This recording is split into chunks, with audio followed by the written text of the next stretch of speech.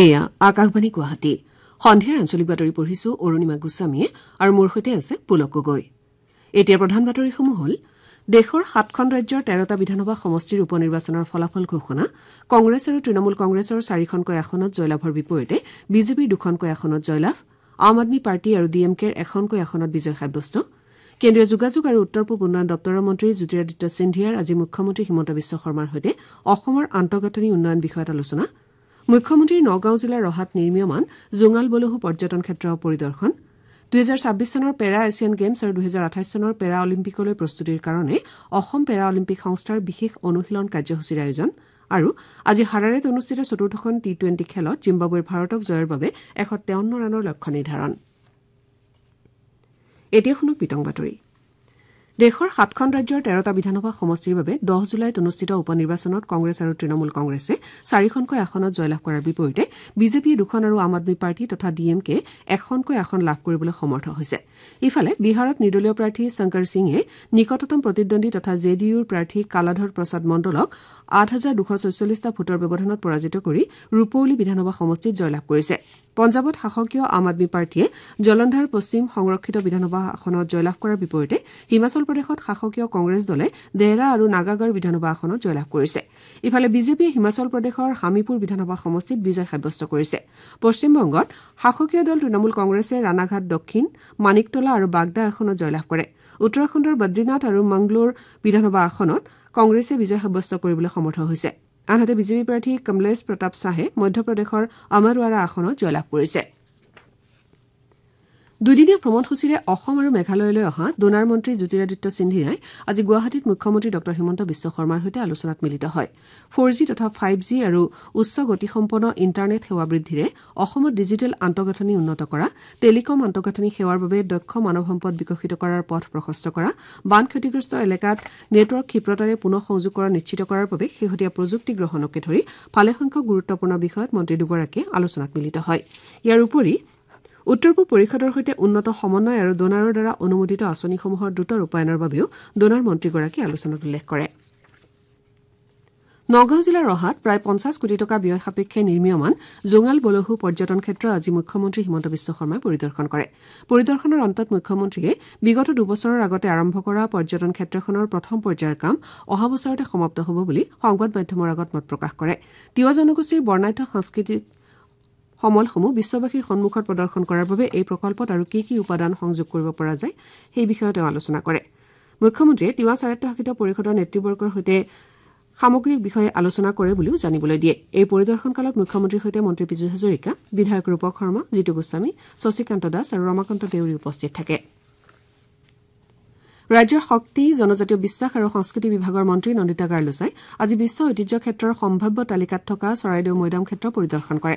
উল্লেখযোগ্য যে কেন্দ্ৰীয় চৰকাৰে চলিত বৰ্ষত বিশ্ব ঐতিহ্য ক্ষেত্ৰৰ তালিকাত অন্তৰ্ভুক্তিৰ বাবে কেৱল আহোম ৰাজত্বকালৰ গৌৰৱময় ঐতিহ্য বহনকাৰী চৰাইদেউ মৈদামকে মনোনীত কৰিছে। এই উদ্দেশ্যে অহা 21 জুলাইৰ পৰা 31 জুলাই পৰ্যন্ত নতুন দিল্লীত হ'বলগীয়া ইউনেস্কোৰ বিশ্ব ঐতিহ্য সমিতিৰ 44 সংখ্যক সন্মিলনত মনোনয়ন প্ৰেৰণ কৰা স্থানসমূহৰ বিষয়ে আলোচনা কৰা হ'ব। সন্মিলনৰ পূৰ্বে মৈদাম ক্ষেত্ৰ পৰিদৰ্শন কৰি মন্ত্ৰী শ্ৰী গাৰ্লুছাই সোণাৰী সমষ্টিৰ বিধায়ক আৰু অসম প্ৰত্নতত্ত্ব বিভাগৰ সঞ্চালককে ধৰি বিভাগীয় বিষয়াসকলৰ সৈতে আলোচনাত মিলিত হয়। কেন্দ্ৰীয় গৃহমন্ত্ৰী অমিত শ্বাহে আজি নতুন দিল্লীত ভাইব্ৰেণ্ট ভিলেজ শীৰ্ষক কাৰ্যসূচী ৰূপায়ণৰ পৰ্যালোচনাৰ বাবে এখন উচ্চ পৰ্যায়ৰ বৈঠকত অংশগ্ৰহণ কৰে। মন্ত্ৰীগৰাকীয়ে বৈঠকত কয় যে প্ৰধানমন্ত্ৰী নৰেন্দ্ৰ মোদীৰ অধ্যক্ষতাত কেন্দ্ৰীয় চৰকাৰে সীমান্ত অঞ্চলৰ গাঁওসমূহৰ সৰ্বাংগীন উন্নয়নৰ বাবে বদ্ধপৰিকৰ। তেওঁ লগতে স্থানীয় বাসিন্দাসকলক নিয়োগৰ সুবিধা প্ৰদান কৰাৰ উপৰি গাঁওসমূহৰ মাজত যোগাযোগ ব্যৱস্থা উন্নত কৰাৰ ওপৰতো গুৰুত্ব আৰোপ কৰে। এনে ব্যৱস্থা গ্ৰহণৰ ফলত সীমান্ত অঞ্চলৰ গাঁওসমূহৰ পৰা প্ৰব্ৰজন হ্ৰাস পাব বুলিও কেন্দ্ৰীয় গৃহমন্ত্ৰীগৰাকীয়ে আশা প্ৰকাশ কৰে। তেওঁ কয় যে এই গাঁওসমূহত নিয়োজিত সেনাবাহিনী আৰু কেন্দ্ৰীয় সশস্ত্ৰ আৰক্ষী বাহিনীৰ লোকসকলে জনসাধাৰণক স্থানীয় কৃষি সামগ্ৰী আৰু সমবায়ৰ জৰিয়তে হস্তশিল্পজাত সামগ্ৰীসমূহ ক্ৰয়ৰ ক্ষেত্ৰত উৎসাহিত কৰা উচিত। তদুপৰি এই বাহিনীসমূহৰ বাবে আগবঢ়োৱা স্বাস্থ্য সেৱাৰ সুবিধা সমীপৱৰ্তী গাঁওসমূহৰ জনসাধাৰণলৈ উপলব্ধ কৰা উচিত বুলিও তেওঁ উল্লেখ কৰে। শ্ৰীশ্বাহে কয় যে এই গাঁওসমূহত নিয়োগ সৃষ্টিৰ বাবে কেন্দ্ৰীয় চৰকাৰে 600টাৰো অধিক প্ৰকল্পত অনুমোদন জনাইছে।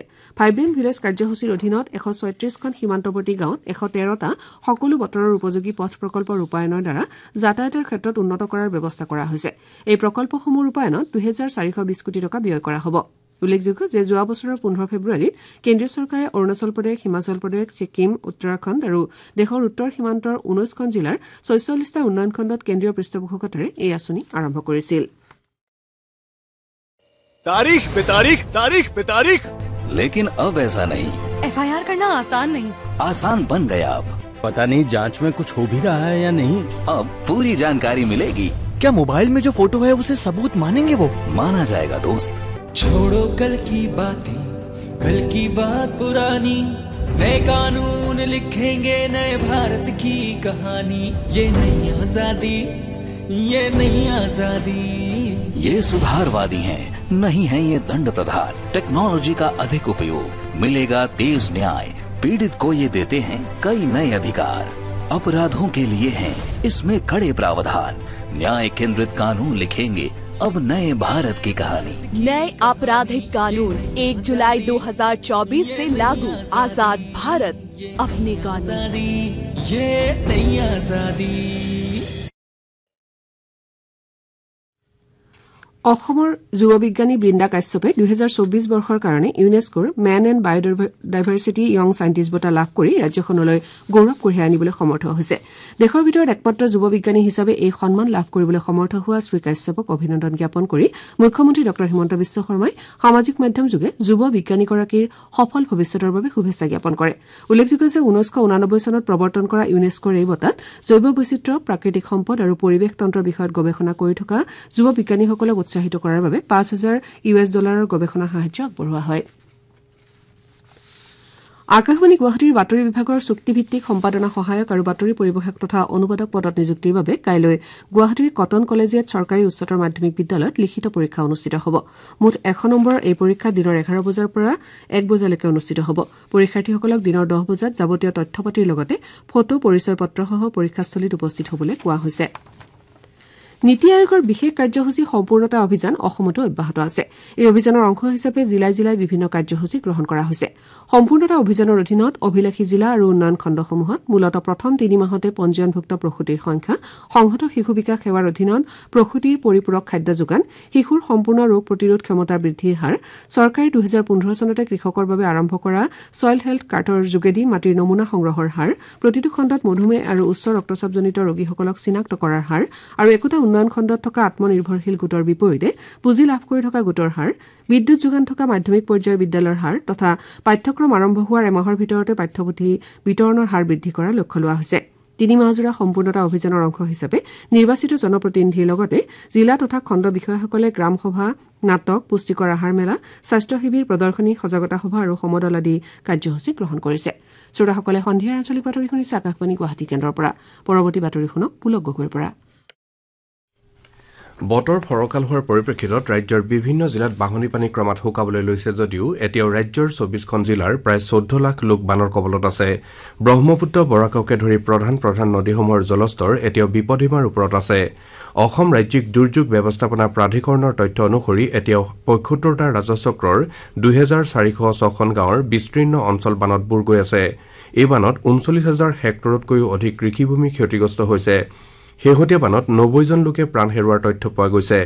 ৰাজ্য চৰকাৰে স্থাপন কৰা 299টা আশ্ৰয় শিবিৰত ৪১,০০০তকৈ অধিক লোকে আশ্ৰয় লৈ আছে। ইফালে বানত হোৱা ক্ষয় ক্ষতিৰ সঠিক মূল্যায়ন হোৱাৰ লগে লগে কেন্দ্ৰীয় চৰকাৰে অসমলৈ আৰ্থিক অনুদান প্ৰেৰণ কৰিব বুলি ইতিমধ্যে প্ৰকাশ কৰিছে। বিভিন্ন জিলাত প্ৰশাসনে বানৰ ক্ষয় ক্ষতি সন্দৰ্ভত পৰ্যালোচনা অব্যাহত ৰাখিছে। আজি ৰাজ্য চৰকাৰৰ প্ৰধান সচিব তথা লখিমপুৰ জিলাৰ অভিভাৱক সচিব বি কল্যাণ চক্ৰৱৰ্তীয়ে জিলাখনৰ আয়ুক্তৰ কাৰ্যালয়ত এখন পৰ্যালোচনা বৈঠকত মিলিত হয়। এই বৈঠকত জিলাখনৰ আটাইকেইটা ৰাজচক্ৰৰ বিষয়া, খণ্ড উন্নয়ন বিষয়া আৰু বিভিন্ন বিভাগৰ মুৰব্বীসকল উপস্থিত থাকে।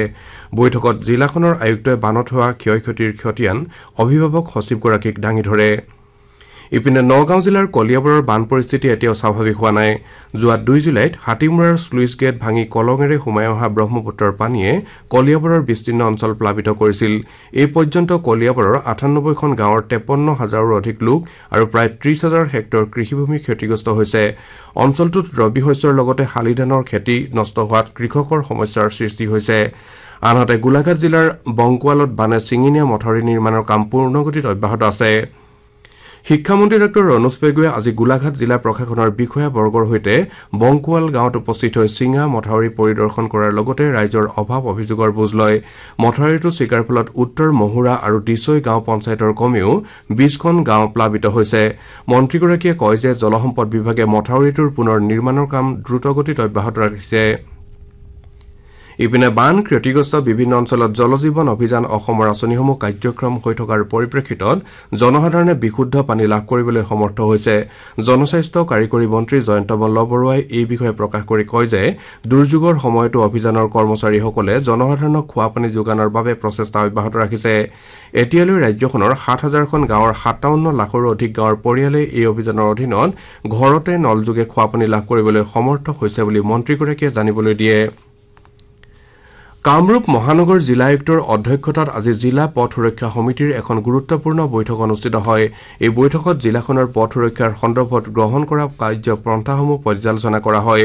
জিলাখনত বিগত 3 মাহত পূৰ্বতকৈ পথ দুৰ্ঘটনা হ্ৰাস পোৱা বুলি উল্লেখ কৰি জিলা আয়ুক্তগৰাকীয়ে পৰৱৰ্তী সময়ত মহানগৰীৰ ৰাজপথ দুৰ্ঘটনামুক্ত আৰু সুৰক্ষিত কৰি তোলাৰ বাবে বিভাগসমূহক দায়বদ্ধতাৰে সেৱা আগবঢ়াবলৈ আহ্বান জনায় তদুপৰি দুৰ্ঘটনাৰ সম্ভাৱনা থকা এলেকাৰ ডিভাইডাৰসমূহত উচ্চ ক্ষমতাসম্পন্ন ষ্ট্ৰীট লাইট স্থাপন পথচাৰীৰ বাবে ক্ৰছিঙৰ ব্যৱস্থা কৰা বিভিন্ন স্থানত অবৈধভাৱে গঢ় লৈ উঠা দোকান বজাৰ আদি উচ্ছেদ কৰাৰ বাবেও সিদ্ধান্ত লোৱা হয় বৈঠকত সজাগতা সৃষ্টিৰ লগতে গুৱাহাটীৰ বিভিন্ন এলেকাৰ ঘাইপথত দুৰ্ঘটনাৰ আশংকা থকা স্থানসমূহ প্ৰদৰ্শন কৰা হয় ৰাজ্যৰ শ্ৰমিক কল্যাণ মন্ত্ৰী সঞ্জয় কিষাণে আজি তিনিচুকীয়া পৌৰসভাৰ অন্তৰ্গত পুনৰ নিৰ্মাণ সম্পূৰ্ণ হোৱা 20টাৰো অধিক পথৰ শুভ উদ্বোধন কৰে উল্লেখযোগ্য যে আজি উদ্বোধন কৰা পথকেইটাৰ নিৰ্মাণৰ বাবে 2023 বৰ্ষত আধাৰশিলা স্থাপন কৰা হৈছিল ইয়াৰ লগতে অসম চৰকাৰ আৰু তিনিচুকীয়া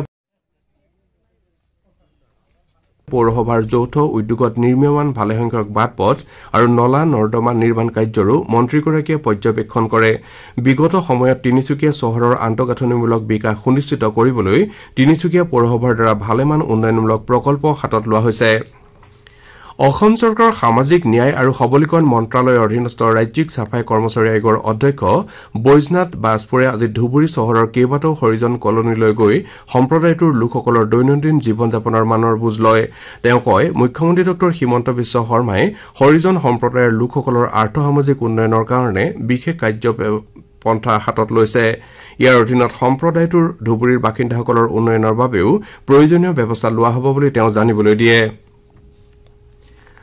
আকাশবাণী গুৱাহাটী কেন্দ্ৰৰ আঞ্চলিক বাতৰি বিভাগৰ আজি নিশা 8:02 দৃষ্টিপাত অনুষ্ঠানত সম্পূৰ্ণতা অভিযান আৰু পৰিপুষ্টি সন্দৰ্ভত আলোচনা প্ৰচাৰ কৰা হ'ব এই অনুষ্ঠানত নগাঁও চিকিৎসা মহাবিদ্যালয়ৰ কমিউনিটি মেডিচিন বিভাগৰ মুৰব্বী অধ্যাপক ডাক্তৰ মৌচুমী কৃষ্ণাত্ৰেয় সমল ব্যক্তি হিচাপে উপস্থিত থাকিব অনুষ্ঠানটোৰ আঁত ধৰিব অৰুণিমা গোস্বামীয়ে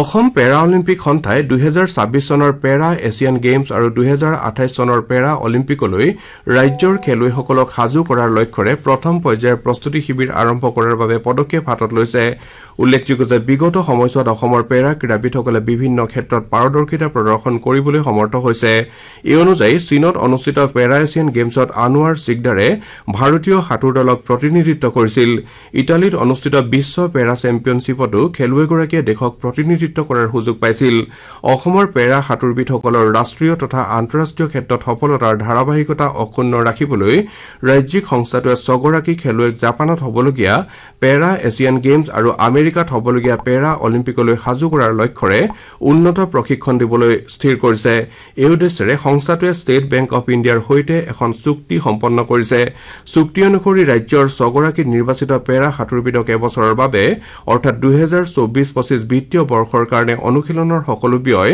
ষ্টেট বেংক অফ ইণ্ডিয়াই বহন